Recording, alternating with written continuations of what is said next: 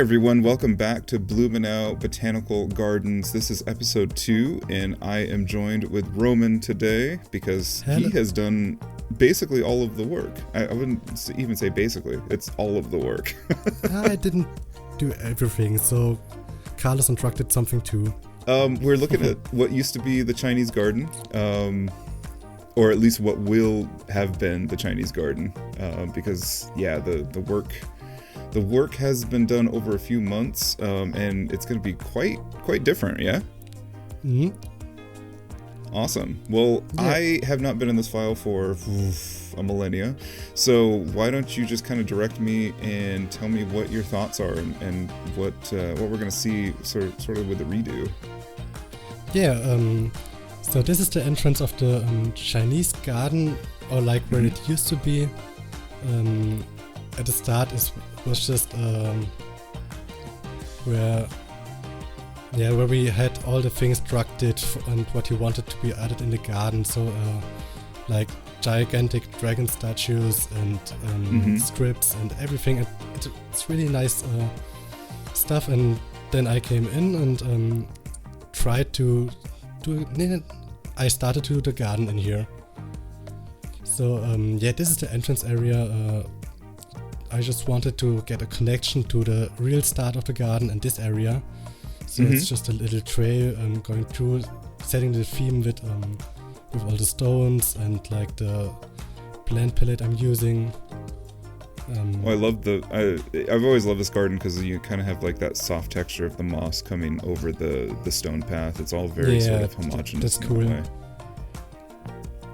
Yeah, so for this part it's just stones and some evergreens.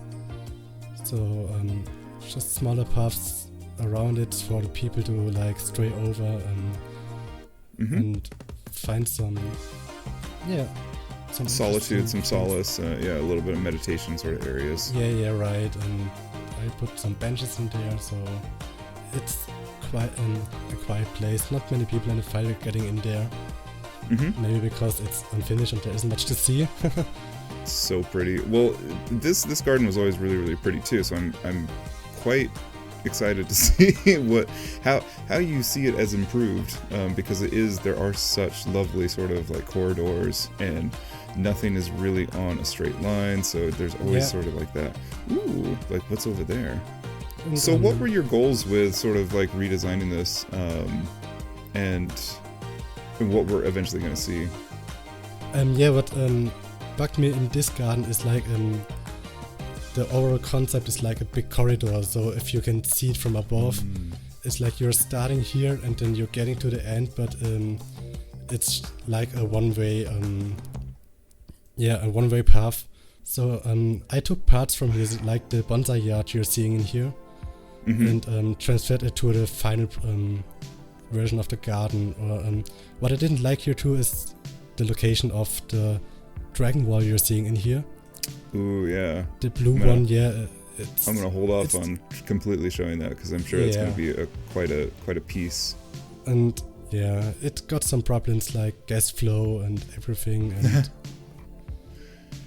well, and a garden doesn't necessarily have to completely follow guest flow and stuff like that. It's not a park. You are supposed to get lost in a garden like this. This is the before, guys. Like this is but this is freaking gorgeous. But I took this area and pulled it over to the end product. So this one is like the last thing I added, and then I decided to start anew on another area. So on the pagoda, the one is made by Carlos. Yeah, because I suck at architecture, so I let him do the nifty work in here. Awesome. So the big thing that you told me before is that this garden is essentially no longer here. It is over here. So right where the in this area around there. So I think where the boat ride is. Yeah, well, we'll get to that boat ride at some point in the series. I don't exactly know when, but okay. I think because you have so many sort of similar elements, I want to get in there and see the finished product. How about you? Yeah, let's go there. Here we go.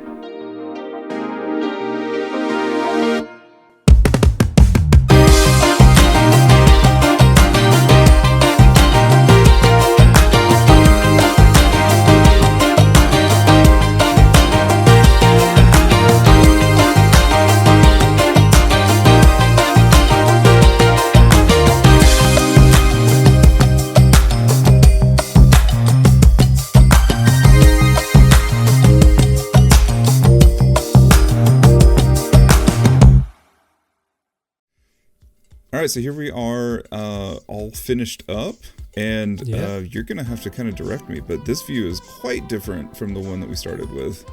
It is, yeah. So thanks to Carlos for providing us with the buildings in this area. I'm not a big architecture person. I try to avoid making buildings. So that's pretty. I left it to him. I really like the way you drop into this now. This is super like again, you can see that sight line, and then you're like, ooh, I want to go further. Yeah. Awesome. Yeah, this is the entrance area. I love the grass here. That's such a nice sort of like softness. Yeah, I've seen it in some pictures. It's I forgot how it's called in English. It's like the Chinese or Japanese mountain grass. Yeah. Ooh, and, okay. So if I'm exploring this garden, I want to go here first because I want to see this little sight line. Yeah. I guess that's how we'll do this because I again haven't seen any of this. So I've made a plan to try to get through the entire garden without crossing an area twice. So you have to start on the right, but you can of course start in here. Of course I'm going to do it. I'm an American. I'm going to do it my way. Okay, you do it your way. Yeah. God, this is so cool. Yeah, I can imagine this place being sort of very echoey with the water, just very quiet. It is, yeah. So it's some kind of a sunken area in here. You are surrounded by the big rocks, and it's enclosed on all sides. Oh, that's cool. Little turtle shooting the fountain. And I saw Drax's mural. It's such a... You're right. Hello, P-Fowl. Yeah. That's cool. The sightlines, like the things that draw you through this garden, are so much better. Yeah, you are getting the sightlines everywhere in here, and one thing you can see in Chinese garden is like the framed pictures in harmony with the architecture, and you will see it when you go through the like corridors and everything, or like standing in some places that you get these views in the entire area, so you get in everywhere. What I really love too is all the debris. It's just all the leaf. Yeah, I try to jank it up a little bit. Oh. And in the lore, the map is in the late summer, so it would make sense to have some leaves on the ground. Yeah. This is such a better way to kind of come across this. I love the little ramp. Yeah, they were added afterwards to get some wheelchair access to all the areas. The only area you can't access is the sunken garden you just passed through, because it's quite old here. And this is the Dragon Ball truck made. That is so cool. And you can now like appreciate it and just kind of like go through the whole mural. It's also in the light, which is really nice. Yeah. In the first version it was in the dark, so I just turned it around. Yeah. Yeah. If Doc were here, he could tell something about the story of these walls you can find in China. It's quite cool. I love it in here, and it fits so well. Okay. Should I go back this way, or should I continue forward? You should go to the left, so... No, the middle part. Okay. Like the corridor. Not this way, this is the exit. This way, yeah. Okay, this way, right? No. Just this go way? where you want to. Yeah, this way. Okay. There's so many more options now. Like you said, originally the garden was very sort of linear, and you could only go one direction. So now it's a lot more circuitous. Yeah. So you get some views outside, and if you go one window to the left, this one, yeah. Oh, that's pretty. That's a nice forced view. Oh, and you can see the Japanese pagoda. Yeah, that's some aspect you can see in the Shuzo Chinese garden. That's beautiful. Yeah, it's quite Okay, nice. so this one is always leading you to the center view right here. Okay, so this will take me to the lake. Yeah. Wow. So this reminds me a lot of the Garden of Flowing Fragrance at the Huntington. Of course, it's not the only one. But this style is just freaking gorgeous. Like, holy cow. It's quite cool to have the lake as central feature in here. Yeah. I think that's quite often in East Asian, I think, gardening, landscaping, to have the water features is a bit core of the entire garden. Mm-hmm. Man, that's a beautiful vista. Ooh, we have a little... So these are always, there's always like it draws you into the panorama, and then you see like a little side door, and you're like, oh, what's that? This is gorgeous, man. Really Thank you. Awesome. I love, again, the little sort of like the wisteria blossoms falling. Yeah. Oh my god, it's so pretty. Oh my gosh. And then this lovely sort of like, okay, so you have this sort of rigid path here, and then it goes into this very sinewy sine wave sort of path. Just that contrast is so lovely. And you're kind of back into the rocks and stones. Ooh, and you have a little, you can get closer to the water. Yeah. It's a very well constructed garden. Oh, thank you. And very very, how you say, it's respectful of what a Chinese garden should be. It's not just using the visual sort of iconography, but it's honestly, it's very considered. Yeah, I tried to incorporate all the like, not even the aesthetic aspects of a Chinese garden, but even the philosophy. The philosophy. Yeah. Like in many Chinese gardens, you have these hectic rocks and like this serene water next to each other. So it's like, it's like yin and yang. God, or the so nature pretty. and the architecture next to each other, and the opposites of each aspect of the garden. Carlos is really good. I don't know. Carlos is really good, yeah. I don't know if you knew that, but he's very, very good. Like, it's just freaking gorgeous. Ooh, what's this little area here? It's like some side area of the big lake. There's another figure from Clark, and I just wanted to give it his own room.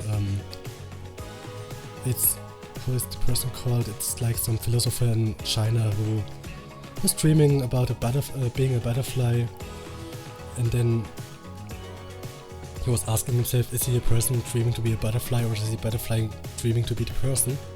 Oh. It's a really nice little quiet cloister of the Chinese garden. I could see, like, you know, fish kind of using this area because it's quieter. It's a quieter sort of shallow. Oh my gosh.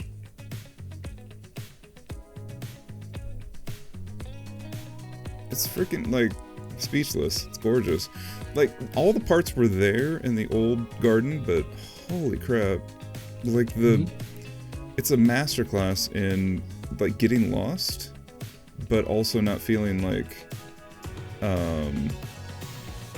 not feeling bad about getting lost necessarily, not feeling like liminal, but every space just opens up to a new vista or a new perspective. Yeah, exactly.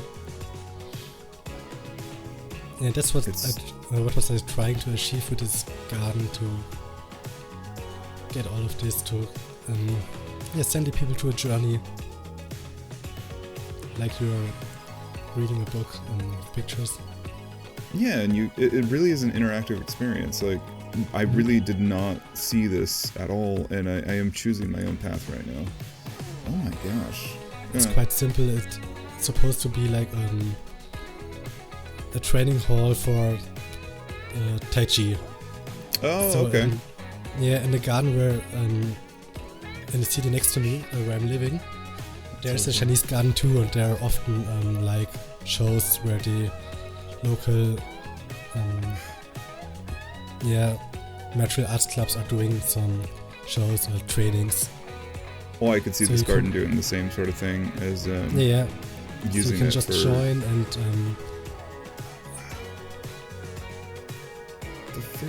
the red. Oh my god. That's so cool. Yeah, there's so many details on the roof. Oh my gosh. You never, like, you see it in pictures and you're like, oh, that's cool. But then you walk around it and you look and it's just, damn. Nice. I like the jade pots as well. Very clever. How they kind of look like ceramic drip glaze. Very cool. Oh, I didn't go through the bonsai yard yet, right? Yeah. Okay, so here we go. Again, another sort of quiet space. Separated from the water so you don't really hear. And probably the animals too, you know, anything that's actually living in that pond. Yeah. There is a sense of just peace walking through here. Gorgeous. And that's really what bonsai gardens are. They are isolated so that you treat each bonsai as its own piece of artwork. Yeah. They're usually very sterile like this, very quiet. So you can, that's really cool. Like the use of materials to make this, super impressive. Oh, okay. So this is another really pretty vista, another way to experience and it's always nice to have sort of like the lean over. Oops, I'm not walking on that. But you can kind of lean over the fence there and not feel like you're going to fall into the water. Allows you to see deeper into the pond. Yeah. And so it's often made with like paths that are going through a zigzag through the area. So every turn you take, you got another view. So and to the right, there's my favorite view. So if you go a little bit to the right. Okay. No, my right. You're right. Yeah. Which is... Yeah. Oh, this one? This view, yeah. Oh, yeah. Okay. Yeah, look at that vista. Holy crap. The use of red is also something that I've noticed. It's in the buildings, and then it sometimes is reflected in nature, and then it's pulled, you know, all the way to the extreme with that pagoda. It's just, it's just lovely. It's so... I mean, you spent a lot of time on this, and it definitely shows. The subtle changes in height and just... how do I say? I always thought the Chinese garden was good where it was, but this is a whole nother level. Yeah, and I even playing it up for the camera. I'm legitimately impressed. I really do love these ramps. I love that they're retrofitted over existing steps just to make sure that Blumenau is you know, it's available for everybody. Yeah. Well, we're ending at your favorite view of the whole Chinese garden. I don't know how you can pick one. There's so many, but I do understand why this can be your favorite. Anything else that you'd like to say? I'm amazed. Like, truly, whatever you're going into in your life's work is being expressed in this garden. Thank you for visiting the garden and enjoying it. Yeah. Absolutely. Well, on that note, that was episode 2 of Blumenau Botanical Gardens. If you like what you see, go ahead and like, comment, and subscribe. I know you hear it from every video, but here we are. That's YouTube. Next episode, I'm hoping to get the Italian garden done, and hopefully it won't take 9 months to do. But we'll see you when we see you. Thank you so much, Roman, for doing this and for being on today. I have to thank you. Just absolutely gorgeous. All right. See you later, guys. Bye. Yeah, see you later. Bye.